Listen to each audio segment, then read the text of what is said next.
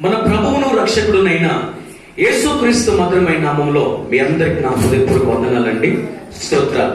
ఈ సమయంలో కదా దేవుని యొక్క వాక్యాన్ని కొద్ది నిమిషాలు మీతో నేను పంచుకోవాలని ఆశపడుతున్నాను.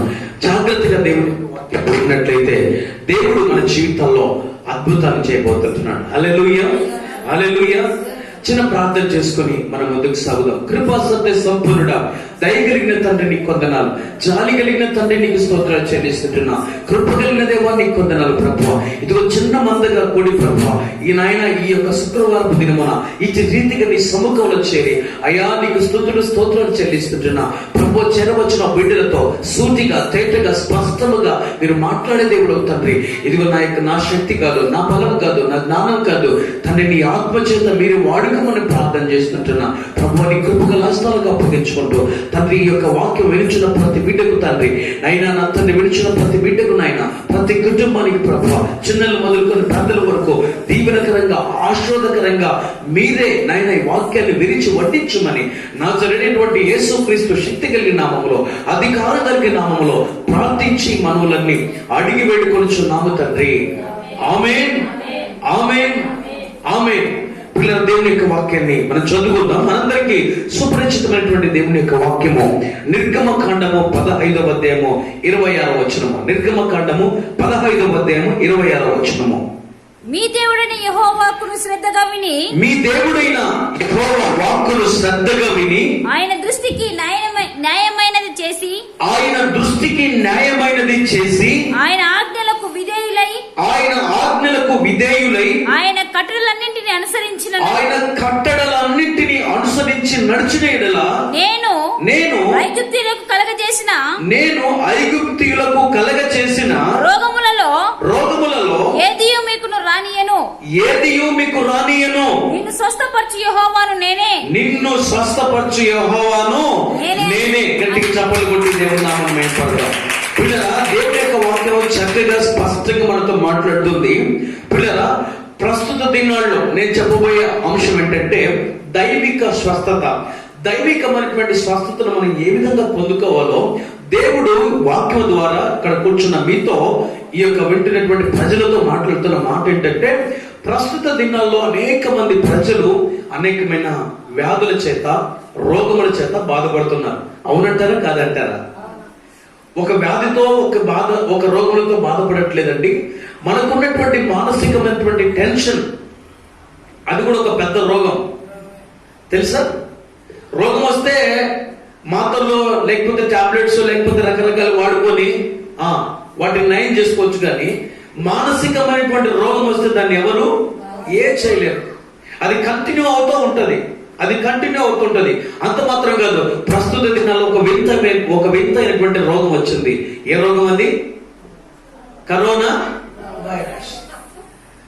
వైరస్. ఇది ఒక వింతైనటువంటి రోగం. చూసావా మనుషులను ఏ విధంగా మరి రోగములు బాధిస్తుంటున్నాయో, వ్యాధులు బాధిస్తుంటున్నాయో వీటన్నిటిని పిల్లలు మనం చూస్తే మరి హాస్పిటల్లోకి మనం వెళ్తే మరి ఆ వ్యాధుల నిమిత్తమై మనం హాస్పిటల్కి వెళ్తే ఎన్నెన్ని బిల్లులు కట్టాలండి.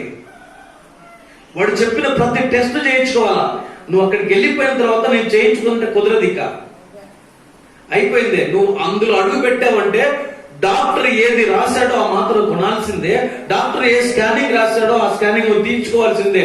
మెమ్మే అంటే కుదరదు. ఇక వాడి చేతులు పడ్డావు నువ్వు, వాడు ఎంత బిల్లు వేస్తే అంత బిల్లు కట్టాల్సిందే.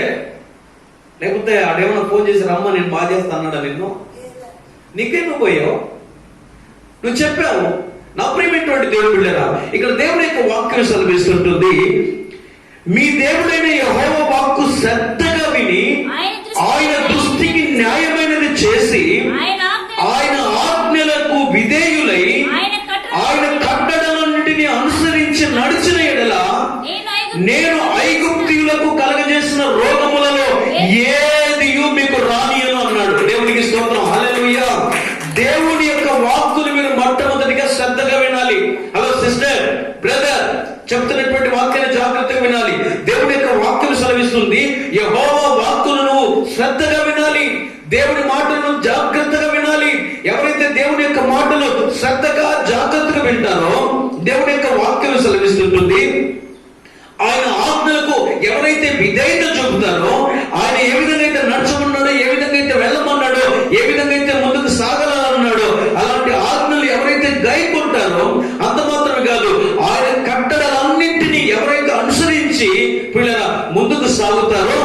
దేవుని యొక్క వాక్యం సెలవిస్తుంది, ఏ రోగము నేను మీకు రాని అని అంటున్నాడు. దేవునికి స్తోత్రం, హల్లెలూయా. అంటూ ఏమంటున్నాడు తెలుసా కింద, నిన్ను స్వస్థపరచు యెహోవాను నేనే. దేవునికి స్తోత్రం, హల్లెలూయా. ఎవరైతే దేవుని యొక్క వాక్కును శ్రద్ధగా విని దేవుని యొక్క కట్టడల ప్రకారము, దేవుని యొక్క ఆజ్ఞల ప్రకారము జాగ్రత్తగా నడుచుకుంటారో వారికి ఎలాంటి రోగం రాదు అని దేవుడు చెప్తున్నాడు. ఒకవేళ వచ్చినా నా ఆజ్ఞల ప్రకారం నడుచుకుంటూ నేను చెప్పినటువంటి ప్రకారం వాళ్ళు నడిస్తే, ఒకవేళ వచ్చినా ఇదిగో దేవుని యొక్క వాక్యం సెలవిస్తుంది, నిన్ను స్వస్థపరిచే యెహోవాను నేనే. గట్టిగా చెప్పండి, దేవుని నామమున మహిమ పలుకుదాం. దేవుని ఘనమైన నామమునకు మహిమ కలుగును గాక. హల్లెలూయా. కాబట్టి నా ప్రియమైనటువంటి దేవుని పిల్లరా, నీవు దైవికమైనటువంటి స్వస్థత పొందుకోవాలంటే దేవుని యొక్క వాక్యం సెలవిస్తుంది, దేవుని యొక్క మాటలను శ్రద్ధగా వినాలి. నెంబర్ 1. నెంబర్ 2, దేవుని యొక్క ఆజ్ఞలు చక్కగా నువ్వు గైకొనాలి. రే పెద్దల మాట వినాలి. దేవుని యొక్క వాక్యం సెలవిస్తుంది, నిర్గమకాండము 20వ అధ్యాయంలో అక్కడ దేవుడు కొన్ని ఆజ్ఞలు ఇచ్చాడండి. మనందరికి బాగా తెలుసు. నిర్గమకాండము 20వ అధ్యాయంలో దేవుడు మనకు ఆజ్ఞలు ఇచ్చాడు, మానవులు పాటించవలసినటువంటి ఆజ్ఞలు. చదవండి అమ్మా. నీ దేవుడైన యెహోవా నీకు అనుగ్రహించు దేశములో, నీ దేవుడైన యెహోవా నీకు అనుగ్రహించు దేశములో, నీ గ్రామములో నీవు దీర్ఘాయుష్మంతుడవునట్లు, నీవు దీర్ఘాయుష్మంతుడు, నువ్వు కలకాలం బ్రతకాలంటే, ఎల్లకాలం బ్రతకాలంటే నీ తల్లిని నీ తండ్రిని నువ్వు సన్మానించాలి. నరహత్య చేయకూడదు. నెంబర్ 1, ఆయన ఆజ్ఞ ఏముంటుందో తెలుసా? దేవుని యొక్క ఆజ్ఞ ఏముంటుందో తెలుసా? నరహత్య చేయకూడదు, వ్యభిచరింపకూడదు, వ్యభిచారము చేయకూడదు, దొంగిలించకూడదు, నీ పొరుగు వారి మీద అబద్ధ సాక్ష్యం చెప్పకూడదు, నీ పొరుగు వారి ఇల్లును ఆశింపకూడదు, నీ పొరుగు వారి ఇంటిలో ఉన్నటువంటిది ఏది ఆశింపకూడదు, నీ పొరుగు వారి భార్యనైనను, నీ పొరుగు వారి భార్యనైనను, వారి దాసినైనను, అతను దాసునైనను, దాసినైనను, అతని ఎద్దునైనను, అతని గాడిదనైనను, నీ పొరుగు వారిని ఏదైనాను నీవు ఆశింపకూడదు. ఇది ఆయన యొక్క ఆజ్ఞలు. ఏమండి, ఎవరైతే ఆయన యొక్క వాక్కును శ్రద్ధగా విని ఆయన ఆజ్ఞను గైకొంటారో వారి మీదకి నేను రోగాన్ని రాని అని అంటాడు. దేవునికి స్తోత్రం, హల్లెలూయా, హల్లెలూయా. దేవుని యొక్క కట్టడలు ఎంత చక్కగా చెప్తున్నాడు చూడండి. అబద్ధం ఆడకూడదు, నరహత్య చేయకూడదు, వ్యభిచారం చేయకూడదు, దొంగిలించకూడదు, నీ పొరుగువాడి మీద అబద్ధ సాక్ష్యం చెప్పకూడదు, నీ పొరుగువాడిని ఏది ఆశించకూడదని దేవుని యొక్క వాక్యం సెలవిస్తుంది. కానీ నరుడు ఏం చేస్తున్నాడు, మానవుడు ఏం చేస్తుంటున్నాడు, ఇవన్నీ చేస్తున్నాడు. అందుకోసమే రోగాలు.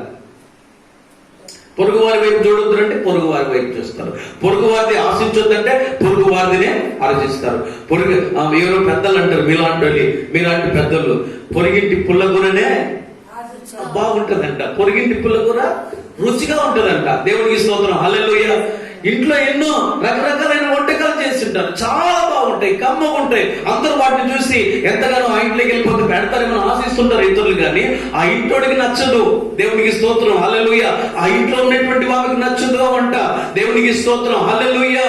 కాబట్టి పొరుగు వారిది ఏది మనము ఆశించకూడదు అని దేవుని యొక్క వాక్యం సెలవిస్తుంది. నా ప్రియమైనటువంటి దేవుని బిడ్డలారా, ఒకవేళ నువ్వు ఆశించినట్లయితే రోగాలు కొని మనము తెచ్చుకుంటాం. హల్లెలూయా. పొరిగింటి ఆవిడను లేకపోతే పొరిగింటి ఆవిడను ఆశించి వెళ్ళిపోయినావంటే నీకు రోగం రానే వస్తుంది. హల్లెలూయా. ఆ రోగాన్ని కాస్త తీసుకొని వచ్చి భార్యకు తగిలిస్తావు, ఆ రోగాన్ని తీసుకొచ్చి కాస్త మళ్ళా పిల్లలకు తగిలిస్తావు. అందుకోసమే నా ప్రేమైనటువంటి దేవుని బిడ్డలారా, దేవుని యొక్క వాక్యం సెలవిస్తుంది, ఎవరైతే దేవుని యొక్క మాటను శ్రద్ధగా వింటారో, ఆయన ఆజ్ఞలు గైకొంటారో, ఆయన కట్టడలను నెరవేరుస్తారో, ఆయన చెప్పిన ప్రకారం నడుచుకుంటారో వారికి ఎలాంటి రోగములు రానీయను అని దేవుని యొక్క వాక్యం సెలవిస్తుంది. హల్లెలూయా. ఒకవేళ వచ్చిన దేవుని ఆజ్ఞల ప్రకారం నడుచుకొని వచ్చినా ఇదిగో నేను స్వస్థపరచడానికి నేను సిద్ధంగా ఉన్నాను అంటాడు. హల్లెలూయా, హల్లెలూయా. ఇలాంటి సంఘటన కూడా జరిగింది. దేవుని యందు భయభక్తులు కలిగినటువంటి కుటుంబము, దేవుని వెంబడిస్తున్నటువంటి కుటుంబము, దేవునితో సహవాసం చేస్తున్నటువంటి కుటుంబము. పరిశుద్ధ గ్రంథంలో నేను ఒక కుటుంబాన్ని మీకు పిల్లలు చూపించబోతున్నాను. రండి, యోహాను శుభవార్త 11వ అధ్యాయం 4వ వచనము. యోహాను శుభవార్త 11వ అధ్యాయం 4వ వచనము చదవండి. యోహాను శుభవార్త 11వ అధ్యాయం 4వ వచనము.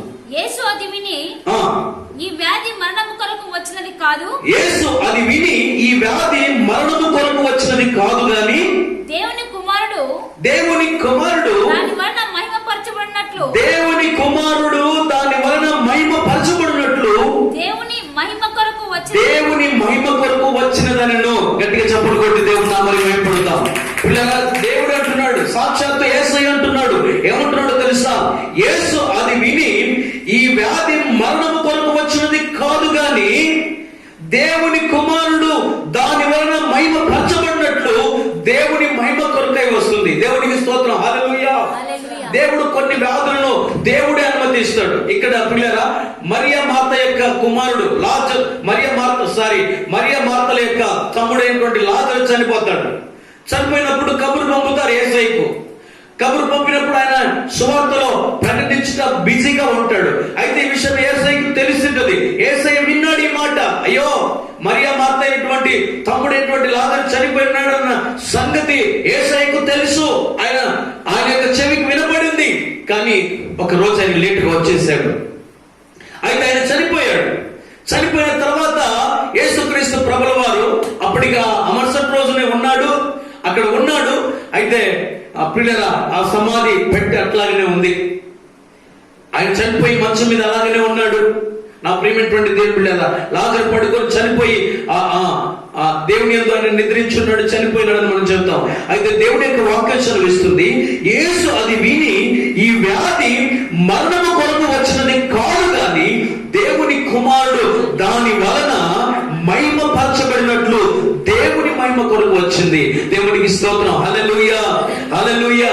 యేసుక్రీస్తు ప్రభుల వారు ఆ యొక్క పిల్లల మరణము చెందినటువంటి లాజరు దగ్గరికి వచ్చి మరియ మార్తలు యేసయ్య ఎప్పుడైతే చూస్తారో వాళ్ళు ఓ అని బోర్న ఏడుస్తున్నారు. యేసయ్య, నీ ఉండింటే నా తమ్ముడు బ్రతికేవాడు, నీ ఉండింటే నా తమ్ముడు ఖచ్చితంగా బ్రతికుండేవాడు అని మరియ చెప్తుంది, మార్త చెప్తుంది.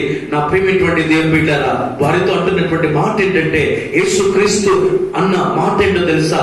ఈ వ్యాధి మరణం కొరకు వచ్చినది కాదు గాని దేవుని కుమారుడు దీని వలన మహిమ పరచబడినట్లు దేవుని మహిమ కొరకు వచ్చింది. దేవునికి స్తోత్రం. హల్లెలూయా. ఇప్పుడు దేవుని కార్యం మీరు కళ్ళారా చూస్తారు. ఎందుకు దేవుని యందు మీరు విశ్వాసం ఉంచుతున్నారు? ఎవరైతే నా యందు విశ్వాసం ఉంచి చనిపోతారో వారు తిరిగి లేస్తారని దేవుని యొక్క వాక్యాన్ని మీరు ఇన్నాళ్ళు విన్నారుగా. ఎన్నోసార్లు మీ కుటుంబానికి వచ్చి నేను చెప్పానుగా. దేవునందు ఎవరైతే ప్రభునందు మృతునందు వారు ధన్యులని దేవుని యొక్క వాక్యాన్ని ఎన్నోసార్లు విన్నారుగా. మరియ మార్త ఎన్నిసార్లు ఈ వాక్యాన్ని వినలేదు, ఎన్నిసార్లు ఈ మాటలు నేను మీ ఇంటికి వచ్చి చెప్పలేదు. ఎందుకు మీరు ఇంతగా ఏడుస్తున్నారు, ఎంతగా దుఃఖిస్తున్నారు, ఎందుకు మీరు ఇంతగా మరి ఓదార్పు లేకుండా ఉండాలని పిల్లరా, యేసు వారితో అన్న మాట ఏంటో తెలుసా? ఈ మరణము కావలసి వచ్చినది కాదు గాని ఇది దేవుని మహిమపరచడానికి వచ్చింది. హల్లెలూయా. కుమారుడు మహిమపరచడానికి, యేసయ్య మహిమపడడానికే ఈ యొక్క వ్యాధి, ఈ యొక్క మరణము వచ్చిందని దేవుని యొక్క వాక్యం సెలవిస్తుంది. దేవుడు అంటాడు కదా, ఇదిగో దేవుని మహిమ కొరకు ఈ వ్యాధి వచ్చింది. లాజరుతో అంటాడు వచ్చి, లాజరు సమాధిలో నుంచి బయటికి రా అన్నాడు. దేవునికి స్తోత్రం. హల్లెలూయా. ఎప్పుడైతే లాజరు బయటికి రమ్మని యేసు అన్నాడో ఆ సమాధిలో నుంచి ప్రేత వస్త్రాలతో లాజరు బయటకు వచ్చినట్టుగా మనం చూస్తాం. గట్టిగా చప్పలు కొట్టి దేవుని నామాన్ని మహిమపడతాం. పిల్లరా, ఎవరైతే దేవుని నమ్ముతారో, ఎవరైతే దేవుని యందు విశ్వాసం ఉంచుతారో, ఇదిగో నా ప్రియమైనటువంటి దేవుని బిడ్డరా, దేవుని మహిమ కొరకు ఇది జరిగింది. అక్కడ యేసుక్రీస్తు అక్కడ మహిమపరచబడటానికే ఈ కార్యం జరిగింది. దేవుడు కొన్నిసార్లు మనకు మరణాన్ని కావచ్చు, లేకపోతే వ్యాధి కావచ్చు అనుమతిస్తాడు. దేవుడిని మహిమపరచడానికి అక్కడ ఈ కార్యం జరిగిందని సాక్షాత్తు దేవుడే సాక్ష్యం ఇస్తుంటున్నాడు. దేవుని ఘనమైన నామమునకు మహిమ కలుగును గాక. దేవుని నమ్మినటువంటి వారు, దేవుని యందు విశ్వాసం వచ్చిన వారు, దేవుని చేత పిల్లలు గమనించండి, అభిషేకించబడిన వారు చనిపోతే బాధపడాల్సిన అవసరం లేదు, ఇంకొకటి చింతించాల్సిన అవసరం లేదు. కారణం ఏంటంటే మనం వెళ్ళి యేసయ్యతో ఉంటున్నాం. హల్లెలూయా, హల్లెలూయా. ఆయన వచ్చినప్పుడు ఆయన నాకడలో మనల్ని తీసుకొని వెళ్తాడు. దేవుని ఘనమైన నామమునకు మహిమ కలుగును గాక. కాబట్టి దేవుని యొక్క వాక్కును ఎవరైతే శ్రద్ధగా వింటారో, ఆయన ఆజ్ఞలు ఎవరైతే, ఆయన కట్టలను ఎవరైతే వింటాడో, ఖచ్చితంగా దేవుడు వారికి ఎలాంటి రోగాన్ని రానియడు, ఎలాంటి మరణాన్ని కూడా రానియడు. హల్లెలూయా. ఎప్పుడైతే యేసుక్రీస్తు ప్రభువు వారు లాజరు దగ్గరికి వెళ్ళి లాజరు బయటికి రమ్మన్నప్పుడు వెంటనే లాజరు ఆత్మ పొందుకొని మరలా మామూలు మనిషిగా తిరిగి వచ్చినట్టుగా మనం చూస్తుంటున్నాం. హల్లెలూయా. ఇలాంటి సంఘటనలు మన మందిరంలో కూడా చాలా జరిగాయి. హల్లెలూయా, హల్లెలూయా. ఎప్పుడో తెలుసా, నువ్వు నమ్మితే దేవుని యొక్క కార్యాలను చూస్తావు. దేవునికి స్తోత్రం. హల్లెలూయా. నమ్ముట వలన నీకు ఏం జరుగుతుంది? నువ్వు నమ్ముట వల్ల దేవుని యొక్క మహిమను నువ్వు చూస్తావు. దేవుని యందు విశ్వాసం వచ్చిన వారు, దేవుని యందు నమ్మిక వచ్చిన వారు దేవుని యొక్క అద్భుతాన్ని మీరు చూస్తారు. దేవునికి స్తోత్రం, హల్లెలూయా. కాబట్టి దేవుని యొక్క వాక్యం సెలవిస్తుంది, ఈ యొక్క మరణము, లాజరు యొక్క మరణము దేవుడు అక్కడ మహిమపరచడానికే దేవుడే అనుమతించాడు. అది హల్లెలూయా, హల్లెలూయా. కాబట్టి ఈ యొక్క ఉదయకాల సమయంలో నీకు దైవిక స్వస్థత కావాలంటే, దేవుని నుంచి నీకు స్వస్థత కావాలంటే, రోగుల నుంచి, వ్యాధుల నుంచి, శ్రమల నుంచి, ఇబ్బందుల నుంచి నువ్వు బయటపడాలంటే దేవుని యొక్క వాక్కును, దేవుని యొక్క వాక్యాన్ని, దేవుని యొక్క కట్టడలను, దేవుని యొక్క ఆజ్ఞలను చక్కగా అనుసరించిన ఎడల దేవుడు నీ మీదకి ఎలాంటి వ్యాధిని తీసుకురాడండి. దేవునికి స్తోత్రం, హల్లెలూయా. దేవుడు ఎలాంటి వాటికి అనుమతి ఇవ్వడు. నా ప్రియమైనటువంటి దేవుని పిల్లరా, దేవుని యొక్క ప్రాకారము మీ చుట్టూ ఉంటది, దేవుని యొక్క కంచె మీ చుట్టూ ఉంటది.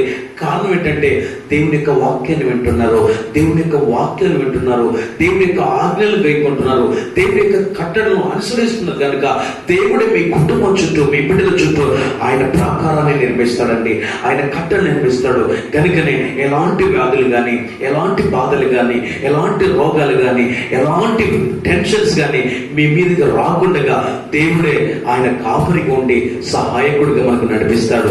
దేవుని ఘనమైన నామమునకు మహిమ కలుగును గాక. ప్రార్థన చేసుకున్నాము, తెలుసావుదాం. పరమ తండ్రికి కొందనాలు ప్రభువా, అద్భుతమైన దేవ, కృప కలిగిన తండ్రి నీకు స్తోత్రాలు చెల్లిస్తుంటున్నా.